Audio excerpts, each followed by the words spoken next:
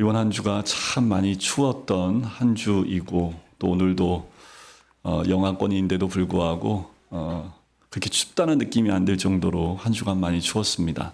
또 많은 눈이 내렸지요. 눈이 내리면 교통이 많이 어렵고 또 걸음걸이도 쉽지 않은 한 주였던 것 같아요. 하지만 눈 내릴 때 가장 좋아하는 두 종류가 있습니다. 멍멍이들이 좋아하고요. 애들이 좋아합니다. 그래서 아침에 눈이 내린 모습 보면 애들이 막 난리가 나지요. 엄마 아빠는 속 타 죽겠는데 애들은 막 나가서 이제 눈싸움 할 수 있다고 막 좋아하는 그 모습을 봅니다. 드론이 참 요새는 많이 발달됐는데 드론을 띄워서 눈 내리는 그 하늘을 보면 참 세상의 아름다운 모습을 많이 촬영하는 것 같아요. 산을 찍기도 하고 또 시내의 눈 내린 모습을 찍는 그 모습을 봐도 참 그 모습 자체가 그 풍경이 눈 내린 모습 또 눈 내려서 쌓인 모습이 참 아름답다는 생각이 듭니다. 그만큼 드론이 우리 삶에 많이 친밀해져 있다라고 생각이 돼요. 인명구조에도 쓰임을 받고요. 영화 촬영이나 농작물 파송, 그리고 파종, 그리고 농약 살포, 도로 측량, 택배 배달, 좀 있으면 사람까지 배달해 줄 정도로 택배 택시도 나온다고 이야기를 하지요. 그리고 요새는 뭐 전쟁을 할 때 지상전은 이 드론을 통해서 판도가 많이 바뀌는 것을 보게 됩니다. 하늘을 자유롭게 날면서 인간의 시야가 닿지 않는 곳까지 사사치 탐색하는 그 드론. 무엇보다 땅의 시야가 아니라 하늘의 시야를 우리에게 보여주는 드론의 영상은 우리를 감탄하게 하는 영상들을 많이 보게 합니다. 하늘의 시야. 참 이 시야를 갖는 것 얼마나 큰 복인지 모르겠습니다. 드론을 그렇지만 우리는 부러워할 것이 없는 것은 우리 모든 금강교회 성도님들 자연의 풍경과는 차원이 다른 믿음의 세계를 볼 수 있는 믿음의 시야를 가진 분들인 줄 믿습니다. 세상에서는 가질 수 없는 그 시야가 우리에게는 다 있다고 저는 믿습니다. 세상은 트렌드를 예측하고자 수많은 노력을 기울이지만 성도는 기도하며 하나님이 주시는 믿음의 시야를 갖습니다. 특별히 기도는 우리의 영혼을 드론처럼 하늘로 올라가게 해요. 그리고 우리의 삶이라는 렌즈를 통해서 세상을 바라보지만 기도를 통해서 하나님의 시선으로 더 넓고 깊은 차원에서 세상을 조망할 수 있게 되는 거지요. 기도는 땅의 시야가 아닌 하나님의 마음을 헤아리고 그분의 뜻을 구할 수 있게 합니다. 때로는 우리의 연약함과 고난 중에서 그 가운데에도 차원이 다른 감사의 시야를 갖게 하는 것. 그것이 드론과 같은 기도가 드론과 같은 역할을 하지 않나라는 생각이 듭니다. 드론이 세상을 새로운 시각으로 바라보도록 돕는 것처럼 기도는 우리를 하나님의 눈으로 세상을 바라볼 수 있게 합니다. 이번 한 주간 또 하루를 드론의 눈으로 세상을 담아내는 것처럼 기도를 통해서 하나님의 눈으로 이 땅을 담아낼 수 있는 이 한 주가 되시기를 간절히 소원합니다. 근데 그 어느 때보다 우리의 시야가 땅의 시야가 아닌 하늘의 시야로 바뀌지 않으면 이 시대를 분별할 수 없을 만큼 이 땅을 해석해내기도 또 이 땅에 우리가 휩쓸리지 않을 수 있는 그 방법도 우리의 눈이 믿음으로 하늘의 시야를 가져야겠다라는 생각이 듭니다.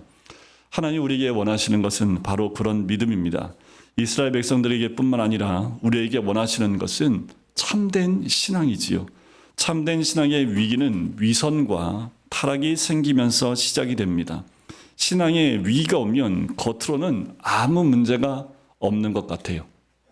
하지만 내면의 세계는 우상 숭배와 성적 타락이 있습니다.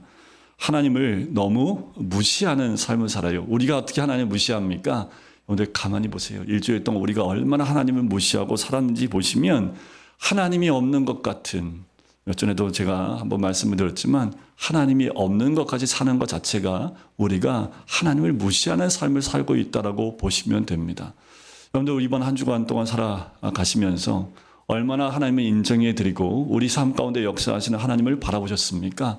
아니면 하나님 없는 것처럼 그렇게 한 주를 살아내셨습니까? 이스라엘 백성이 그래서 바벨론의 포로로 잡혀가서 70년 동안 고생을 했어요. 하지만 하나님 목적은 이스라엘을 포로로 보내는 것이 아니었지요. 이사야의 예언처럼 하나님께서는 이스라엘의 구원과 축복과 회복을 원하셨습니다. 지금도 우리 주님이 우리에게 원하시는 것은 온전한 회복입니다. 하나님 안에서 온전히 회복되어서 하나님과의 관계 가운데 주님을 인정하고 그 믿음 가운데 하늘의 시야와 믿음의 시야를 가지고 살아가길 원하고 계시다라는 거지요. 이스라엘 백성들의 신앙은 그럴듯했습니다.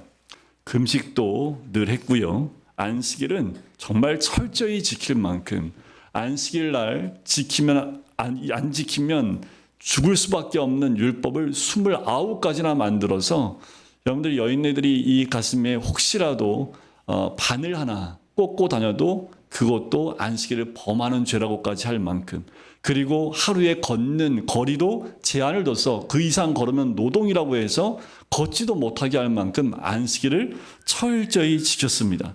그러나 하나님은 결코 그들의 그 모습을 속지 않으시지요.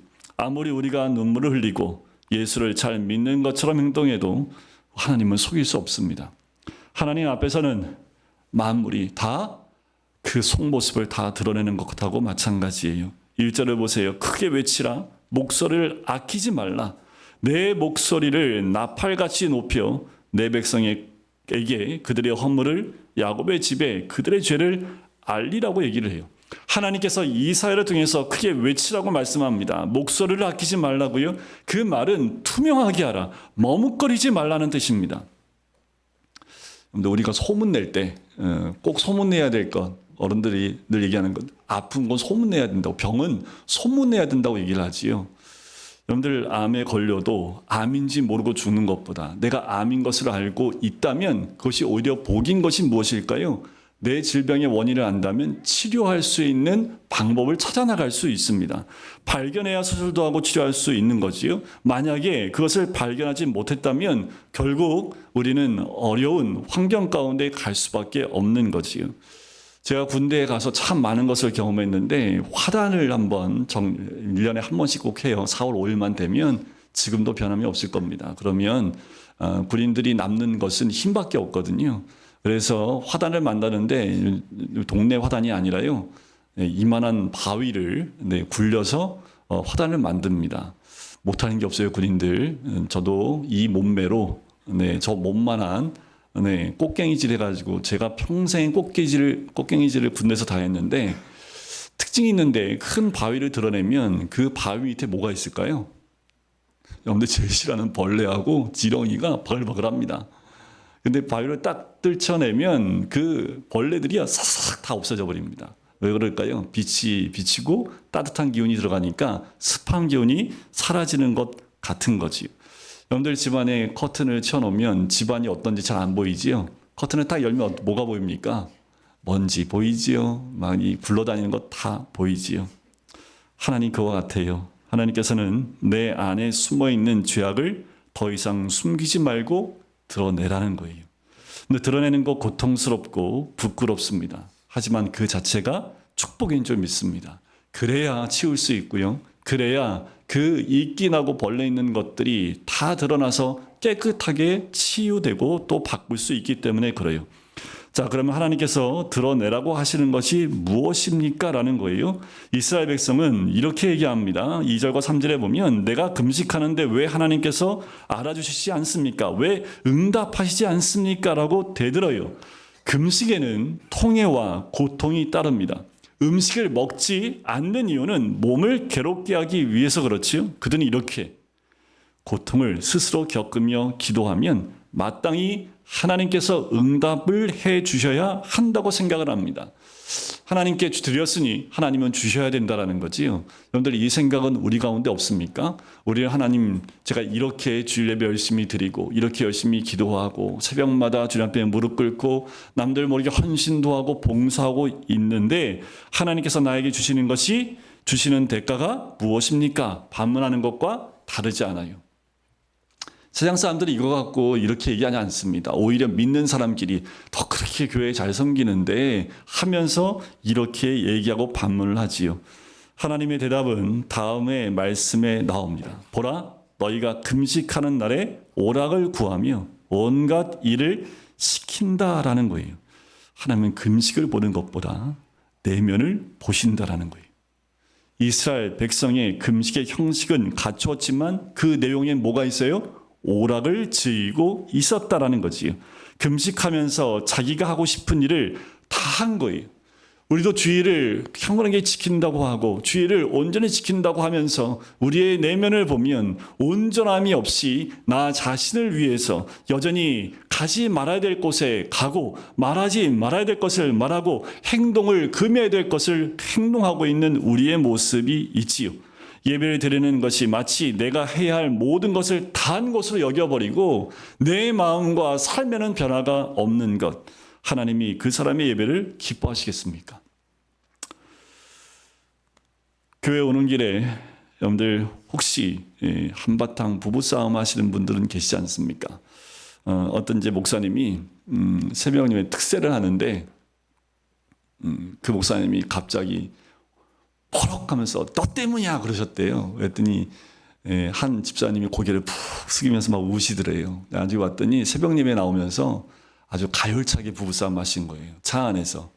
정말 어마어마한 싸움을 하고 이제 아내는 내려주고 먼저 들어가 하고 남편은 이제 사귀고 들어가려고 예배를 사귀고 들어가려고 주차장에 앉아가지고 이제 좀 사귀고 딱 들어갔는데 도저히 1층에서 못 드리겠대요.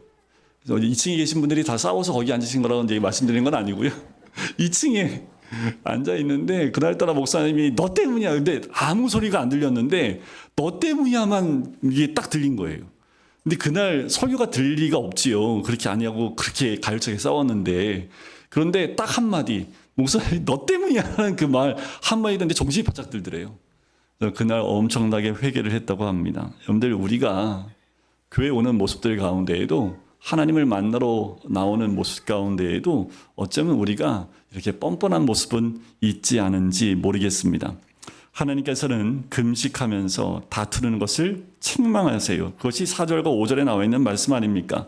하나님께서 너희가 금식하면서 왜 주먹질하느냐? 그럴 거면 금식하지 말라고 하시는 거예요.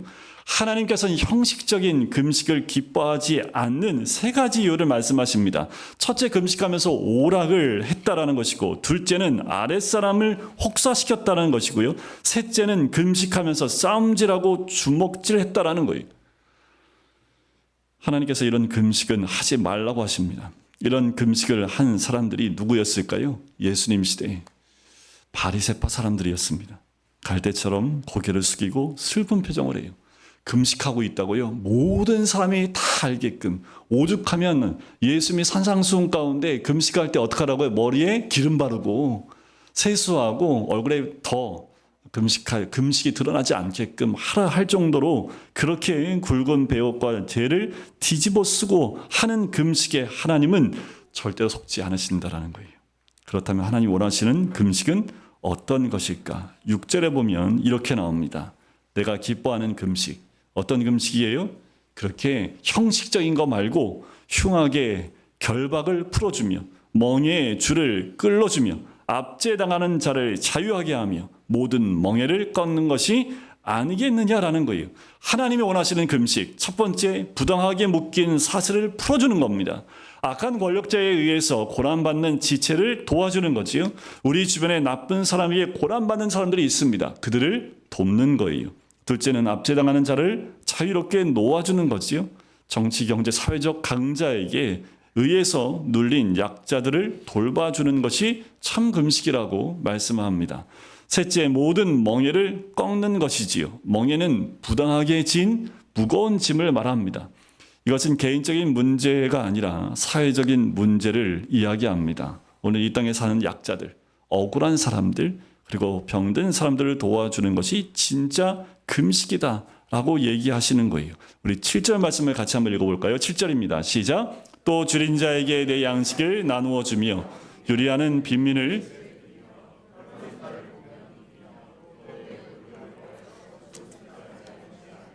자, 이것이 진짜 금식의 정신이라고 알려주고 있는 거지요.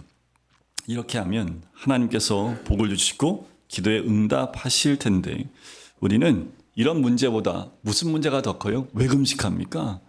금식하는 이유는 다 자기 문제에만 관심이 있어서 그래요. 주변에서는 눈물을 흘리고 고통이 있는 사람들은 나와 관련이 없다라고 말을 해요. 하나님께서 이런 문제를 지적하고 계시는 거예요. 북한의 권력자들은 몇 명 안 되지만 그 아래서 고통받는 수없이 많은 사람들이 있습니다. 그들의 인권은 완벽하게 차단당하고 또 무참하게 짓밟히고 있는 그들의 모습을 북한에 있는 권력자들은 쳐다보지도 않습니다. 그 숫자는 몇 명 안 되지만 짓밟히고 있는 너무나 많은 사람들이 지금도 고난을 받고 있지요. 우리는 사회의 약자를 보는 눈, 억울한 사람들을 보는 눈이 있어야 합니다. 이 문제에 대해서 교회와 하나님의 사람들이 관심을 갖는 것이 하나님의 뜻이라는 거지요. 한국 기독교의 약점이라고 할 수 있는 것, 우리 교회가 커지고 부유해지면서 더더욱 힘들고 어려운 소외당한 그 약자들을 돌봐야 되는 것이 우리 교회가 해야 될 일들이지요. 하나님이 세우신 질서에 순복하고 주님의 주권을 인정하는 것도 우리 교회가, 우리 성도들이 해야 될 모습이기도 합니다. 또한 하나님께서 하나님의 말씀에서 항상 빠지지 않는 것, 그 율법 가운데 연약한 자들, 또 약한 자들을 돌보는 것을 항상 말씀하시지요. 하나님께서 원하시는 것은 하나님을 예배하고 동시에 그 어려움에 있는 사람들을 돕고 사랑하는 것, 그것을 우리에게 말씀해 주고 있습니다. 우리나라에 와 있는 많은 외국인들이 있어요. 그들 가운데 참 고통 가운데 있는 분들이 굉장히 많습니다. 왜냐하면 합법적으로 와서 일하는 분도 있지만 불법적으로 일하는 분도 있지요. 최근에 보면 동남아시아에 있는 한 나라에서 한국을 혐오할 정도로 한국에 와서 고생하고 있는 그 나라의 노동자들의 모습이 드러나서 참 사회적 문제로도 나타났습니다. 도와야 될 그 사람들을 돕지 못하는 이 한국의 아주 나쁜 모습들이 비춰진 거지요. 그런 모습만 있는 건 아니에요. 또 어려움 가운데 있는 이를 돕는 그 도움의 손길 때문에 복음이 그들 가운데 들어가서 그들이 본국에 가서 그 복음을 나누는 사람들도 있습니다. 그래서 해외에서 선교하시는 선교사님들 가운데 한국으로 돌아와서 선교지가 이제는 외국에 있지 않고 한국에 있다라고 생각하고 한국에 있는 외국 노동자들을 돕는 일을 열심히 하는 선교사님들이 많이 늘어나고 있어요. 노동자의 문제는 우리의 문제이기도 합니다. 기독교가 그들을 돌봐주기를 원하시는 거지요. 약자들, 소외된 사람들, 가난한 사람들, 또 어려움 가운데 있는 그 마음을 풀어주고 위로하고 그들을 편히 대해주는 것, 이것이 참된 금식의 정신임을 오늘 말씀에서 우리에게 알려주고 있는 거지요. 자, 이렇게 진짜 금식을 하면 어떤 축복이 올까? 그런데 여기가 우리가 좀 좋아하는 말씀이 많지요. 8절 한번 같이 해볼까요? 8절입니다. 시작. 그리하면 내 빛이 새벽같이 비칠 것이며 내 치유가 급속할 것이며 내 공의가 내 앞에 행하고 여호와의 영광이 내 뒤에 호위하리니.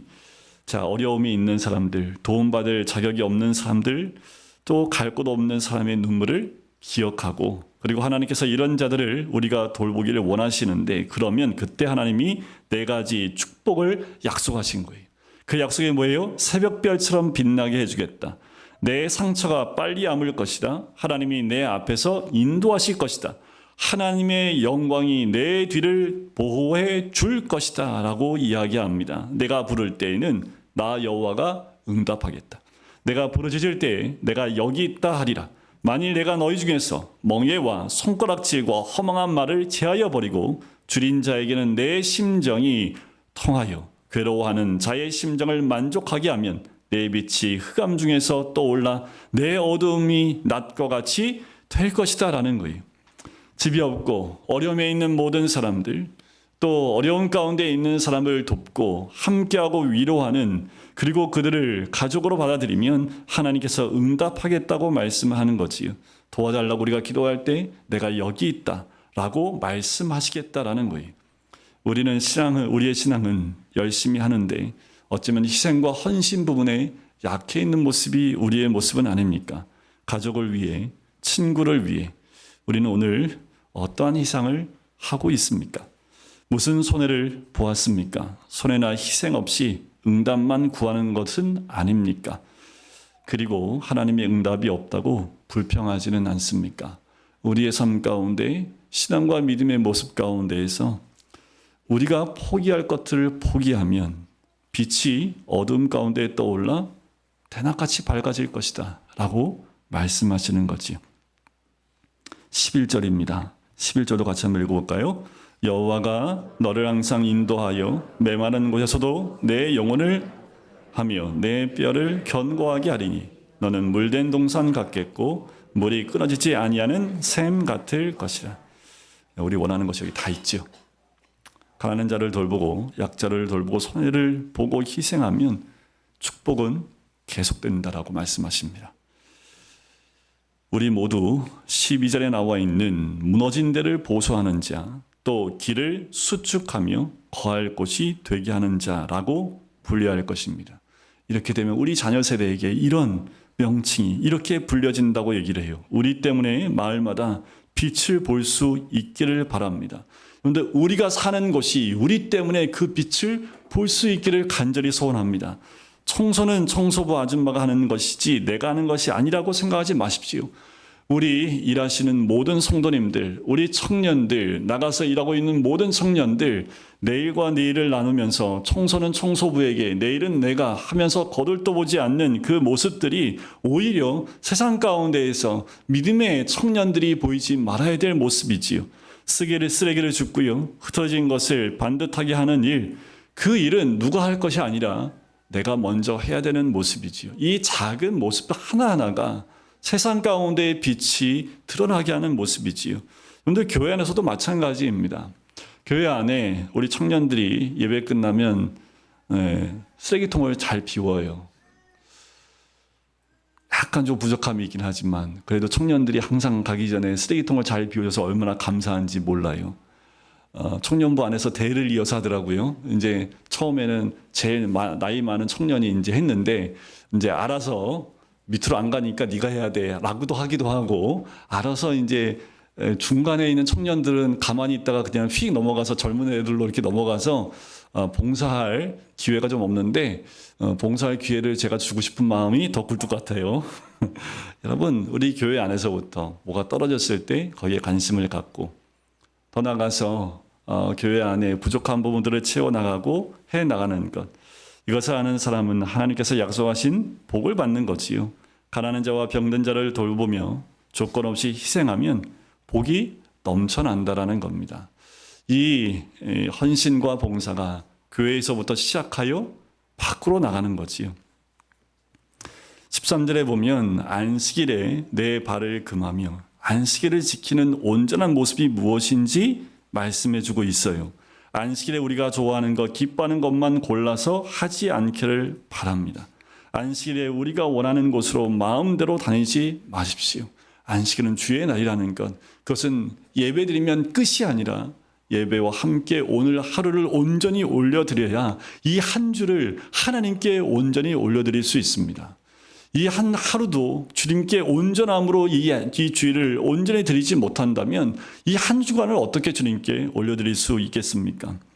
네가 여호와 안에서 즐거움을 얻을 것이라. 내가 너를 땅의 높은 곳에 올리고 그리고 내 조상 야곱의 기업으로 기르리라. 여호와 입의 말씀이니라. 여러분들, 우리가 지켜야 될 것들, 참 행위나 이런 부분에 대해서 우리가 연약한 것 아닌가라는 생각이 들어요. 믿음으로 구원을 받는다는 것 너무 강조하다 보니 믿음의 삶이 우리 가운데 너무 약해지고, 또 율법 가운데 하나님이 우리에게 허락하신 우리가 해야 될 모든 모습들이 너무도 약해져 있는 것 아닌지 모르겠습니다. 여러분, 우리가 봐야 될 것들, 섬겨야 될 것들, 도와줘야 될 것들에 눈을 여셔야 합니다. 이 시대에 무엇보다 우리가 먼저 이 땅을 밝힐 수 있는 빛의 모습으로 드러나셔야 합니다. 에이, 목사님, 저도 힘든데요. 힘들수록 이 말씀에 순종해 보시면 하나님이 응답해 주시겠다, 내가 너와 함께 하시겠다라고 말씀하지요. 우리의 눈은 나만이 아닙니다. 내 주변에 힘들고 어려운 자들을 돌이켜보고 그들을 돕는 거지요. 여러분들, 우리의 눈이 온전히 열려서 하나님의 시야와 믿음의 시야로 바뀌길 주의 이름으로 간절히 축원드립니다. 그 믿음의 시야로, 하늘의 시야로 바뀔 때 우리가 보는 눈이 달라지고요, 보여지는 것이 바뀝니다. 땅의 시야는 땅의 것만 보는데 하늘의 시야는 그 위에서부터 봐야 될 모든 것들을 볼 수 있는 눈이 됩니다. 오늘 우리가 이번 한 주간 그 시야를 회복하고 하나님의 영광과 또 주님이 기뻐하시는 그 자리에 우리 모든 성도님이 있으시길, 그리고 그 복을 누릴 수 있는 우리 모든 성도님 되시기를 주님의 이름으로 간절히 축원드립니다.